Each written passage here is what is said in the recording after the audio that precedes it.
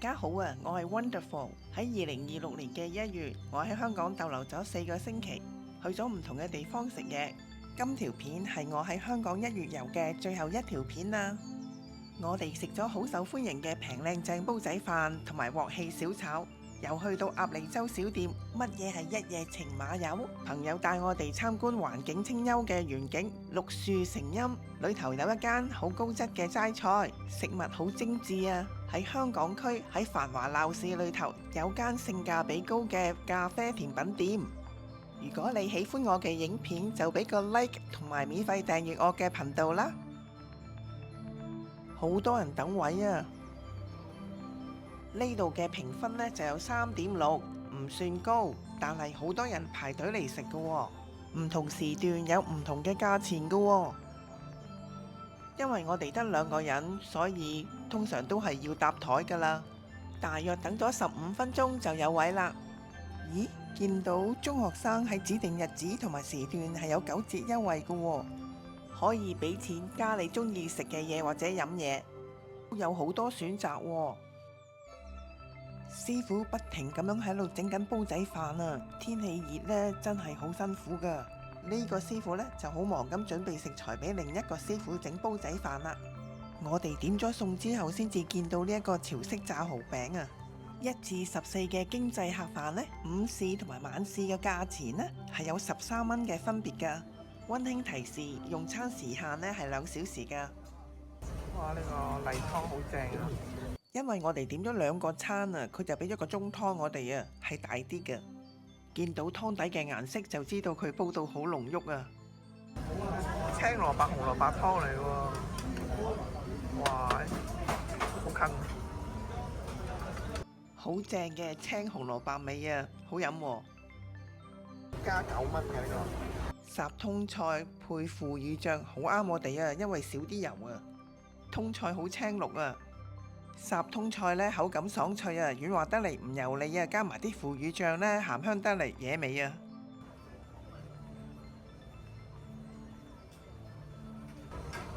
好有鑊氣啊！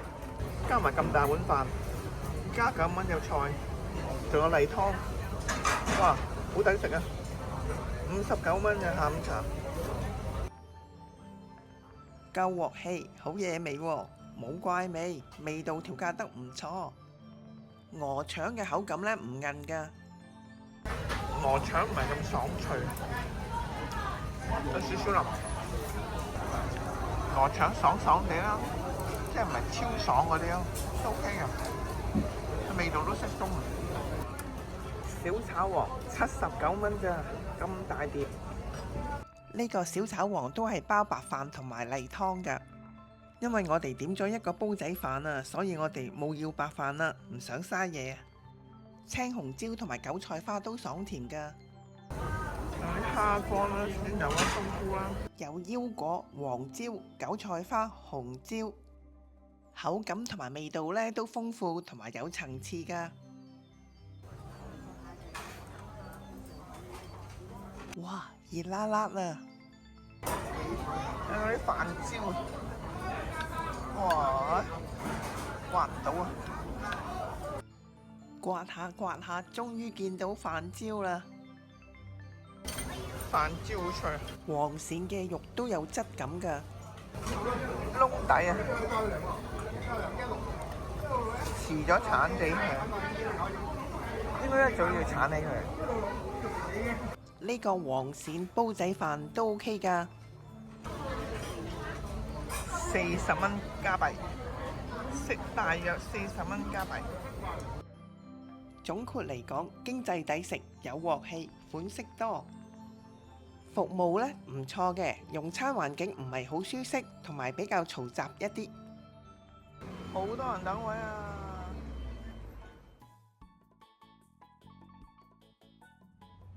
鴨脷洲我都係第一次嚟咋。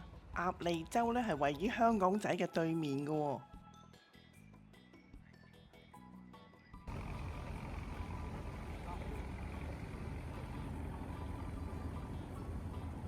有人喺度釣魚啊！呢間食店呢都有好多 YouTubers 咧介紹過㗎啦。講到咁特別，我都想嚟試試啊！評分有4.2，請留意佢哋嘅營業時間啦。10點8，仲未有人排隊。員工餐有機會每日都唔同㗎，通常手寫嘅餐牌容易啲改啊，有咩就食乜啦。好有喺屋企食飯嘅感覺啊！以前阿媽好中意喺街市呢買啲細細條嘅魚返嚟蒸㗎。呢個套餐呢係包括埋例湯啦，同埋指定嘅飲品嘅。例湯都好清甜啊，飲完呢又唔覺得口渴喎。套餐嘅飲品呢，改凍飲呢係要額外加多3蚊㗎。湯底都好鮮甜喎，佢唔鹹㗎，又冇魚嘅腥味。蠔仔醬卜卜有鮮味喎，佢唔腥㗎，好正啊！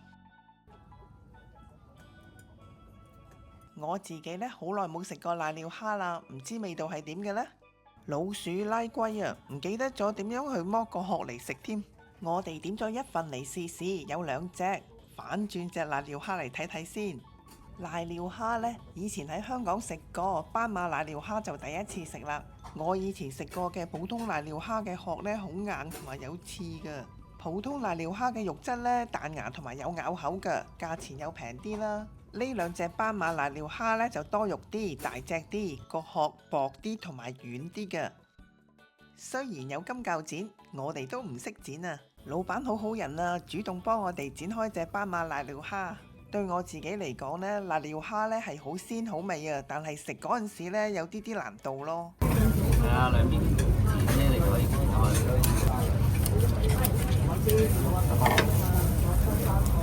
哦，咁咪簡單好多啊！係咯。好啦，肉幾厚喎，口感嫩滑鮮甜，但係口感就唔彈牙啦。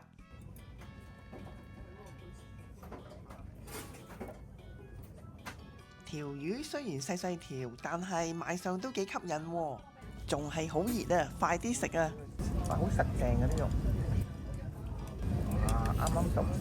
好鮮嫩啊，魚肉白雪雪喎，一梳梳嘅肉呢，口感超正啊！個人覺得值得一試啊！我哋叫咗2個套餐啦，所以有2杯嘢飲，凍飲呢係要加3蚊嘅。我哋4個人呢就食咗港幣450蚊，大概加幣80蚊左右啦。平均消費呢，每人20蚊加幣。我覺得都係一個唔錯嘅體驗，有特別嘅風味，鮮海魚、魚湯泡飯。請留意佢哋嘅營業時間，賣晒佢哋就收工㗎啦。繁華鬧市嘅咖啡甜品店啊，行到攰，我哋都想坐低飲杯咖啡，食件甜品。港幣68蚊包一件當日指定款式嘅甜點同埋一杯咖啡或者係熱茶。蛋糕嘅份量都適中喎，另外蛋糕嘅甜度都適中，質感都軟㗎，佢唔係硬嘅，新鮮度都 OK。3款蛋糕，因為其中1款咧係同款嘅，味道同埋質感都滿意，果仁咧都鬆脆㗎。熱辣辣嘅咖啡味道都唔錯喎，行到攰又唔想去茶記，都係唔錯嘅選擇。合共港幣299蚊2毫，大約加幣53蚊到啦。平均消費呢，每人呢就係加幣13蚊左右。我哋行緊去金鐘地鐵站啊！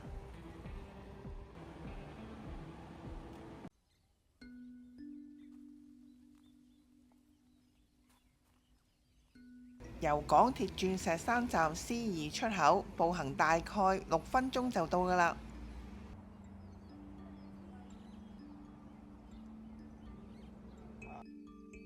園景好靚喎，四圍都種咗啲羅漢松啊！呢度係免費入場㗎，都見到有部分係其他國家嘅旅客嚟㗎喎。園裏邊呢好清幽寧靜啊，園林景色呢一流啊！當日呢都見到啲工作人員呢好悉心打理啲羅漢松啊，環境好舒服啊，仲聽到啲雀仔嘅叫聲啊！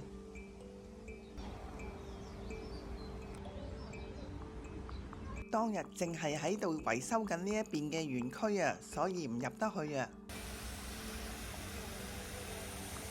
瀑布旁邊嗰間餐廳就係我哋用餐嘅地方啦。我嘅朋友1星期前呢已經訂咗位㗎啦。如果唔訂位呢，就未必有位可以用餐㗎啦。佢哋中午先開始營業㗎，有中段休息時間，然後先至做晚餐。到咗啦，開始入座啊！呢度呢，佢嘅評分呢係有4.1㗎。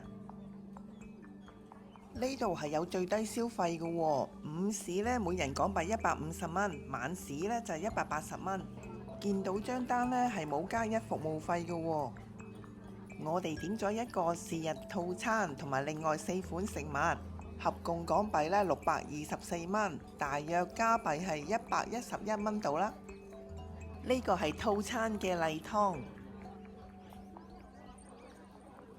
有黑木耳啦，加埋啲芝麻醬啊，口感有層次啊，脆嫩好味。例湯好清甜啊，好自然嘅味道啊，都係正正常常嘅蒸腐皮，加埋素食嘅餡料。餡料有冬菇啦、西芹啦同埋紅蘿蔔之類。醬汁嘅稀結度同埋味道都適中㗎，自自然然嘅味道咯。呢度嘅湯麵呢，佢冇油膩感㗎，令人呢食得出呢食物嘅原味啊。麵嘅口感唔錯㗎，唔係過腍嗰種。湯底唔鹹，味道都自然。呢個酥炸南瓜拼海苔卷呢，好遲先至上台啊！口感脆口嘅，佢唔係炸到油冧冧，食少少 OK 嘅。裏頭有紫菜同埋南瓜，外層炸到好鬆脆啊！賣相好吸引啊！話梅醬藕根喎，味道一定好醒神、好醒胃嗰種啊！我自己呢就幾中意呢一味菜喎，有咬口啦，麵筋嘅外層呢有一啲啲嘅鬆脆，甜甜酸酸咁。鮮摩里即係羊肚菌啦，我都食過乾嘅羊肚菌啊，新鮮嘅都係第一次食。個人覺得咧呢一個沙鍋百合鮮摩里呢唔太適合我嘅口味啊，味道一般啦。呢個係咩包啊？菜包。呢個係素菜包。白白淨淨，醬卜卜，體態完美啊！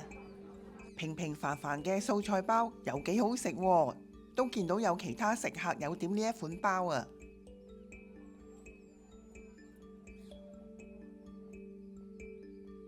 除咗素包好味，金菇菜苗餃都好食㗎喎，皮薄餡料嘅味道有層次啊，唔鹹㗎。呢個係套餐嘅甜點嚟嘅，生果都好甜啊。食物精緻好食，唔油膩，但係價錢呢就唔係親民嗰種啦。合共港幣呢就624蚊，大約加幣係111蚊度啦。食飽飽就喺外面嘅園景行多一陣啦。多謝大家嘅支持同埋收看。